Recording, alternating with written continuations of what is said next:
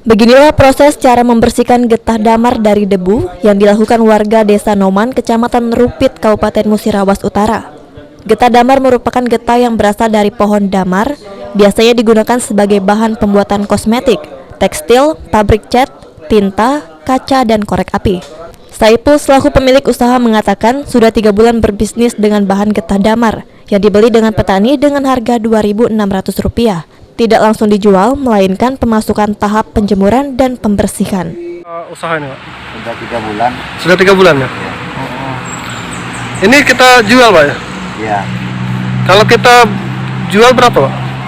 Jual asalan 5.000. Kalau udah di packing 5,5 sampai 6.000. Ini kita ngambilnya dari mana, Pak? Dari petani yang kerja sawit tuh. Jadi dia sambil kerja itu kan pulang bawa damar jalan untuk dapat hasil juga kan. Kumpul-kumpul. Dalam sebulan itu berapa, Pak, penghasilan kita, Pak? Berapa kilo lah, Pak? Sekitar 12 ton. 12 ton, Pak. Iya. Itu 2 desel. 2 desa. Itu jualnya kemana, Pak? Ke Padang.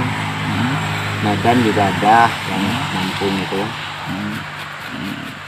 Kalau kita ke Padang. Dalam sebulan, Saipul mengaku dapat mengumpulkan 12 ton getah damar dari petani, lalu dijual lagi ke pembeli dengan harga Rp6.000.